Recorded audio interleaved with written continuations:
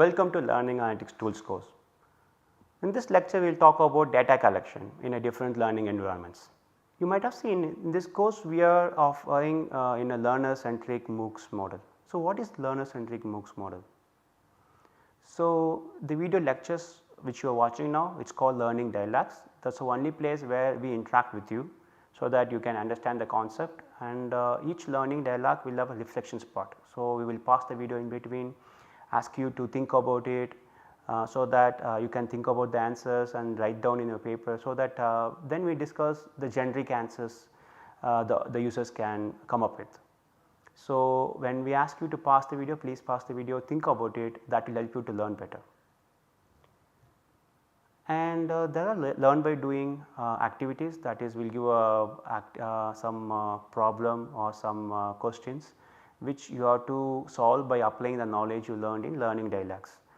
These are however usually not graded for your assignment or something, but we highly recommend you to do that, because it will help you to understand and apply the knowledge you learned in a different environment or different data set. The most important thing is we learn not only by attending lectures, instead we learn by interacting with your peers, with our friends in the class.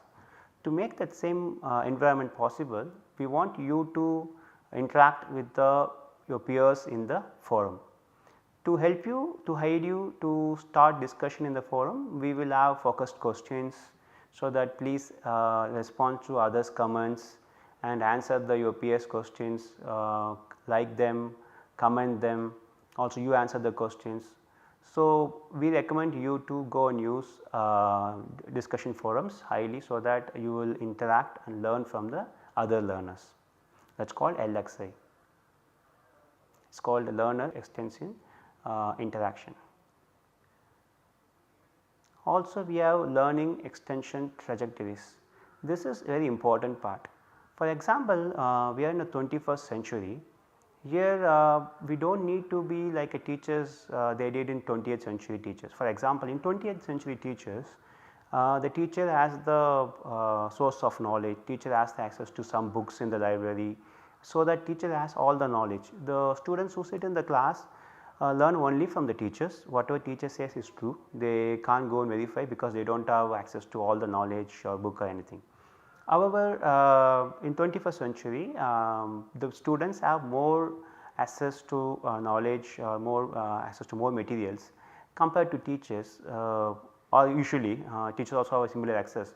But so they can go and check internet, they can watch videos, they can do lot of things.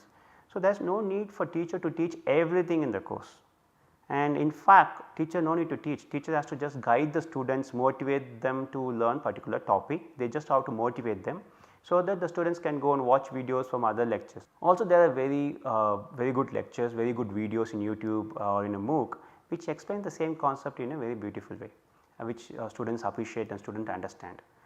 Which means why we are doing this course? There are a lot of course in data analytics. This course learning analytics is to think you about how to collect data in the learning environments and use the tools for the data you collected in learning environment. So, the other courses exist in the online may not talk about how to collect data, or the domain is not education. So, in order to apply data analytics in education domain, we are teaching this course. So, I said that there are a lot of other videos, which means we will give the basic motivation and the videos which need to understand what is learning analytics. However, for the advanced users or for the novice users to understand more on the topic, we recommend you to go and watch other videos, that is called LXT. We will provide the resources, links to those videos, and also we will have a assessment question based on that, which is not going to be graded. But I recommend the interested users to go and watch the other LXTs, understand the concept better, and learn more about the topic we discussed in this lecture. So, this is about LCMs, so learner centric MOOCs. So, this course will be offered in this LCM mode. So, when you see LXI, LXT or LBD, please participate actively, not just only watch videos and go for exam. That will not help you to learn the video, that will not help you to learn the course better. So, let us start with the activity. In last week we assumed that you had access to data from a classroom environment, that is performance and attendance, and also we use that data to describe the types of learning analytics. Let us consider you are the researcher or you are the teacher, you might be already. So, you are going to collect data from the classroom environment. What data will you collect and how do you collect? Think about it, pause this video, write down your answers and resume to continue. Please consider what data and how you collect data. Suppose if you want to collect students marks in the mid-sem, you will collect by conducting an exam. Similarly, list down all the data which you can collect in the classroom environment and write down how do you collect it. So, you might have answered performance because that is the most useful data or most data you want to predict or most meaningful data to understand the students knowledge, that is what you consider, right. So, let us see, performance is the most common data, everybody thinks about it. How do you collect the performance? So, we can collect performance in the students mid-sem exam or mid-term exam, where we have questions and responses to each questions. If you can classify the question to a particular topic, that is you are mapping question number 1 to a concept 1, question number 3 for a concept 2, you can have more richer data and understand which concept the student understood. Similarly, you will have a semester exams, that is end-sem exam course, or the course in a subtopics. For example, you break down your whole course or whole chapter into multiple subtopics and you can conduct test on each subtopic to understand students knowledge. Based on that you can consider redoing or reteaching, something like that. Or also you might have given the projects to the students, from the projects the performance can be collected, or you might ask them to present some video or present some topic in the class, and you might create a rubrics to assess the students communication skill, whether they did a proper literature review, they did some research skill, they are able to identify the gap in the literature. You can score on these dimensions and you can use this as a performance data. You can give open book assessment, like ask them to use books, solve a complex problem, and you can assess their knowledge and how to apply the learned in the class in a timed manner, or you can conduct a quizzes, surprise quizzes, something like that. These all ways you can collect performance data, but that is not only data we can collect from classrooms.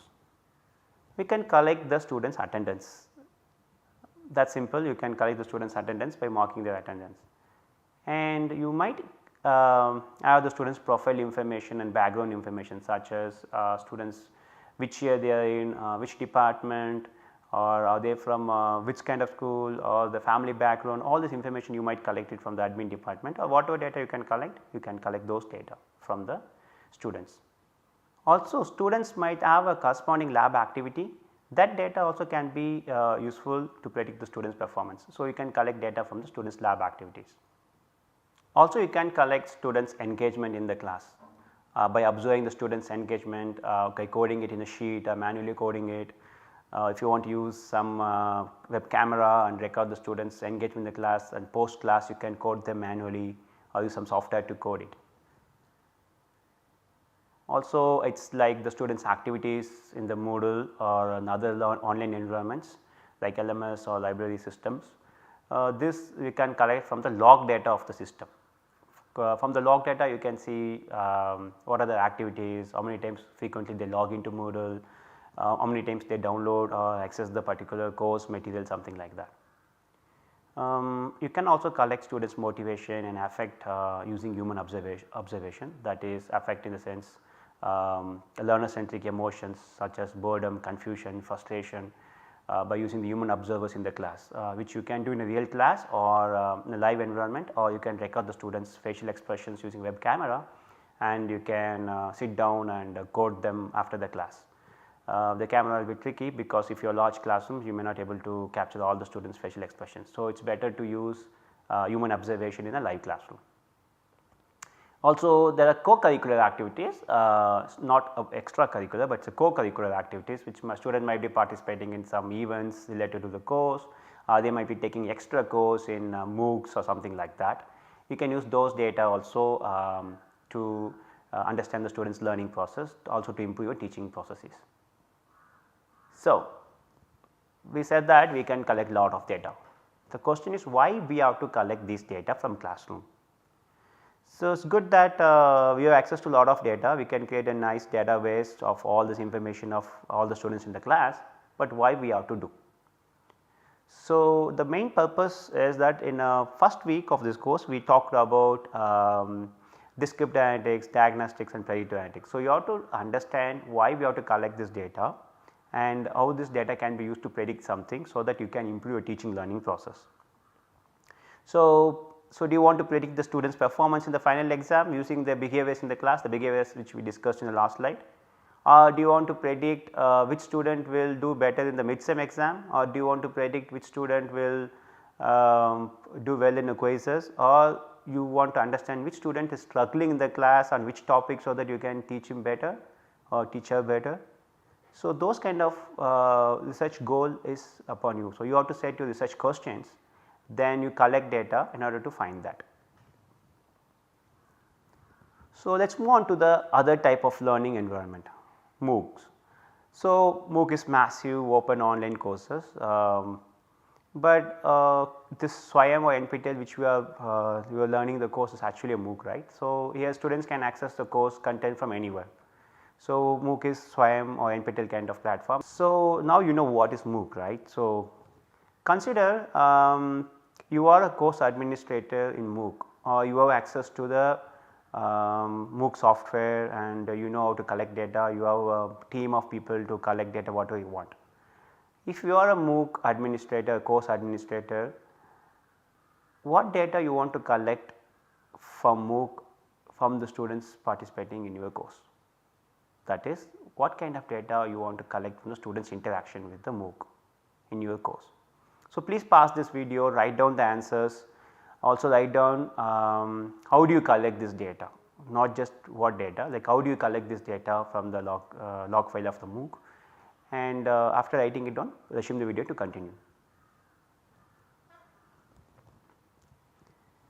The basic and very important data in a learning environment, be it a classroom or MOOC or any other type, you have to understand the important data is timestamp. In a classroom it is not possible to record timestamp in a very accurate level, but at least the date, time, the class section is good. But in an online environment like a MOOC or Tele, we should record the timestamp of each action or each activity student do in the MOOC.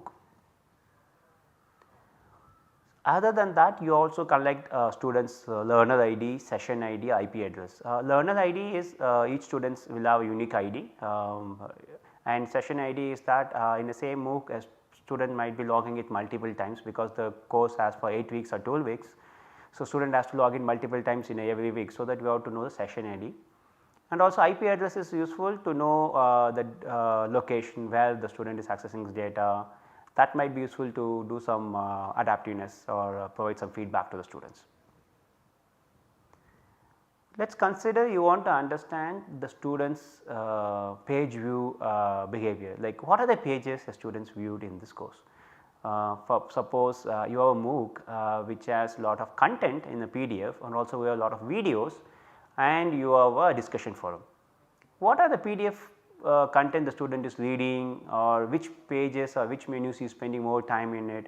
So, you need to understand what are the pages viewed.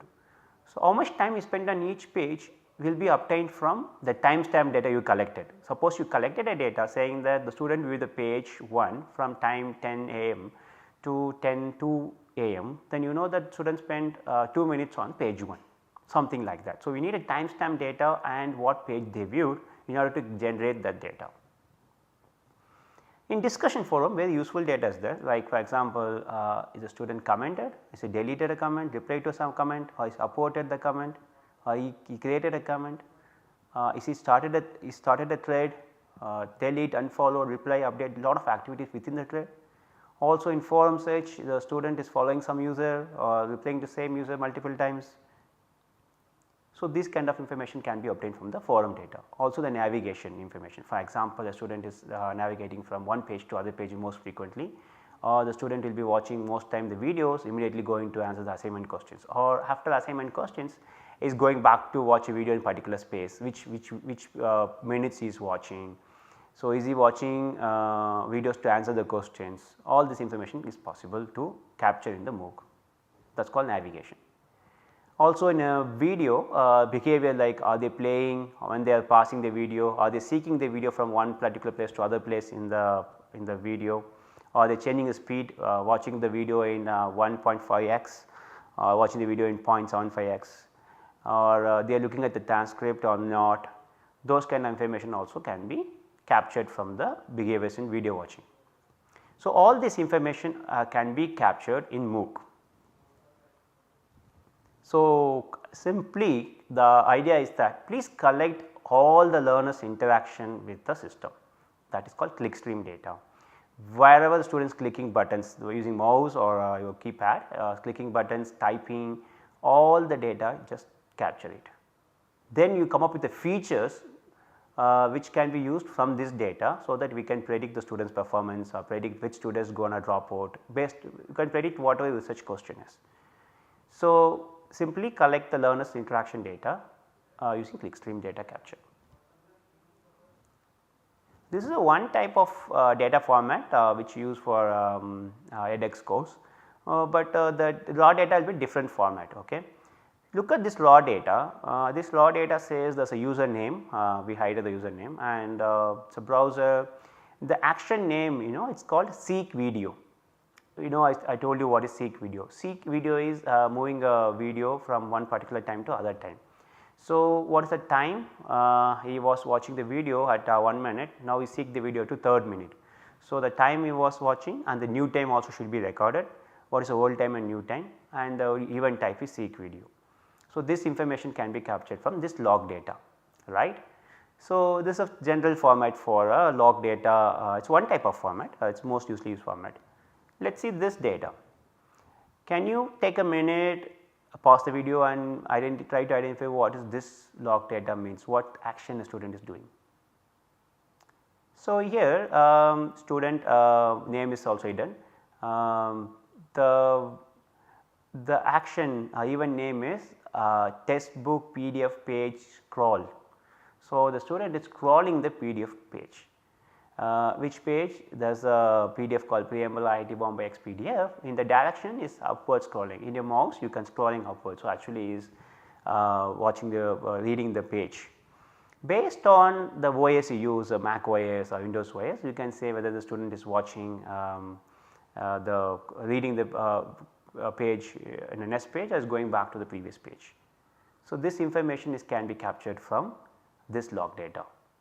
Okay. So, this is another type of clickstream data we are capturing, like it is not a clickstream, even every action a student does, like scrolling also in the page view. So, we call it as a trace data. So, there are two type of data, clickstream and trace data. In general, all the platforms which allow a MOOC will help you to collect this data. Unfortunately, NPTEL will not record all this user information because the number of users in NPTEL is really huge, and we do not have a space to keep all the data in server, right. So, we might be coming up with new projects to collect all the data. But if you see the courses offered in edX or Coursera, they might record all this data. So, I was giving you the example that you can collect all this information. From this information, I want you to create a log features in a one specific format. The format is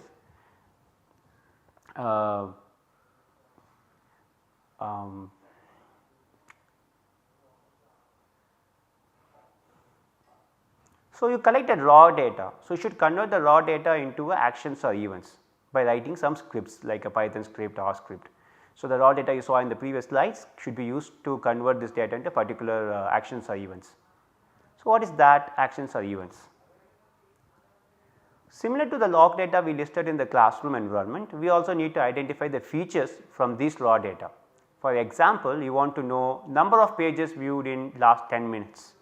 How do you do that? You have to write a script from the log data, that data you captured, to identify how many pages viewed from the time x minus 10 to x, all the page views should be counted, that number should be listed, that is a feature. Why do you want to know number of pages? We do not know, that is a domain expertise, that you have to come up with which features will be useful to predict the student's knowledge or student's performance. For example, the average time the student spent on a page number 3.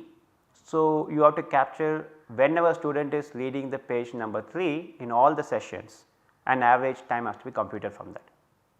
or if student is reading a page, you might classify them as a read long or read short. Why? For example, I opened a page number 1, I spend only 1 second.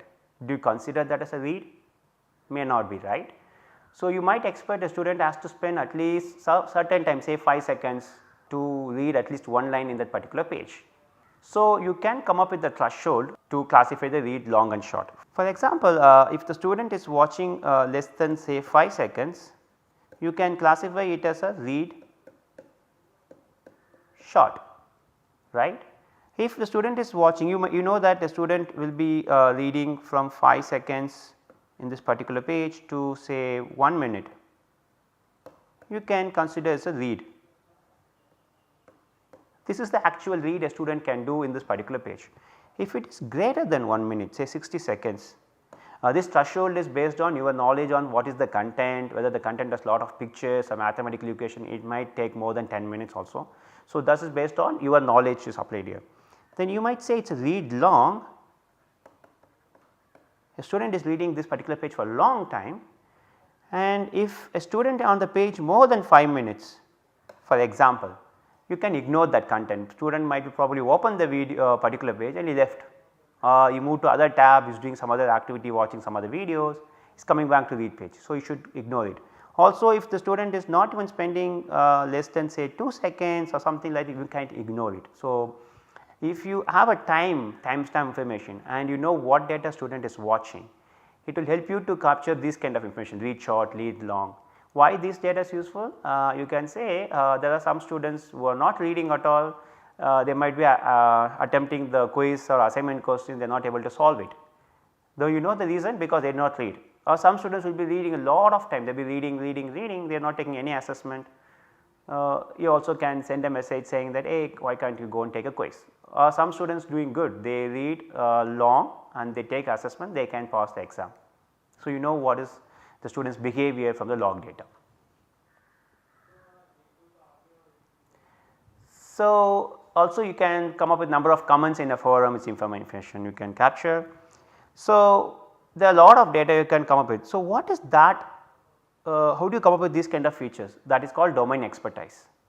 So, the feature construction is not just I can capture all the raw file, I can use that raw file to predict something, no. Instead, it is about you apply your domain knowledge, your expertise, that is why you come up with a domain expertise in education or domain expert in teaching experiences. Apply that knowledge to come up with this list of features. To get these features from the raw file, you might need a knowledge on writing a scripts like a Python or R. That is what I said about you might need small bit of programming knowledge, but for this course we will give you all the features extracted from the raw file. So, there is a tool which is used very heavily in industries for future, it is called feature tool. Please check the tool. This course is not focused on explaining that tool, because that tool is not important to us, because we extract the features based on our domain expertise. This feature tool might help you to construct more features if you have the knowledge on domain. So, if you do not have any knowledge on domain, this feature tool also will not help you to create features. So, please check this tool called feature tool. This has been used heavily in the industries nowadays. So, I mentioned that there should specific format your data should be stored. The format is timestamp, user ID, session ID, action name. What is action name?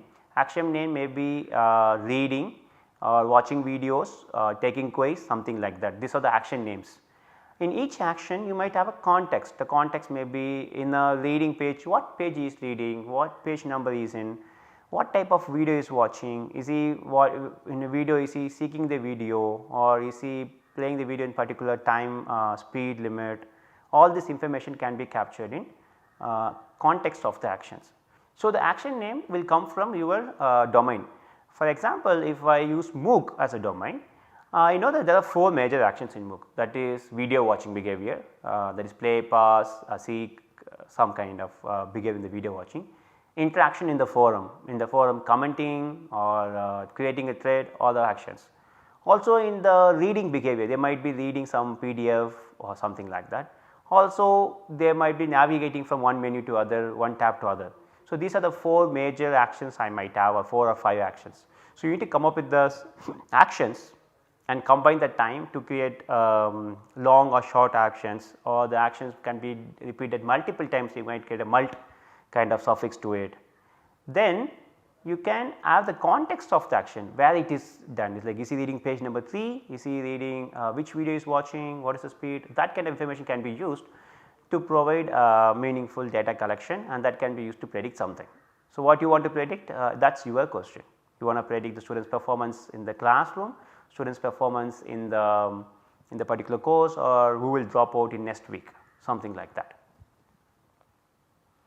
So, also you have to learn about pre-processing in other courses like machine learning or data mining courses. This is your LXT, your external course content, you can go and watch. However, I recommend for educational video you do not need to do much, instead you need to understand if you have missing values, how to replace the missing values. Some suggest missing values can be replaced with 0, or missing values can be replaced with the mean of other values, but it depends on the data you are missing and also your domain knowledge. So, apply logically what should be replaced that missing values, and first try to understand why the values missed.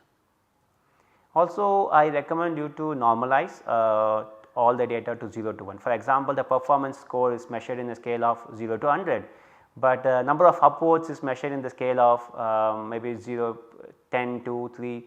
How do you compare these two scales in a single comparison? The machine learning algorithm might work if you do normalize it to 0 to 1. Some suggest to do standardization. So, think about it, normalization or standardization, then you apply based on your requirement. So, in this video we talked about data collection in a classroom environment, also in a MOOC environment. I also talked about how to extract features from the log file. We will discuss that in detail, what are the features, how to extract features. I will show examples in the next video. Thank you.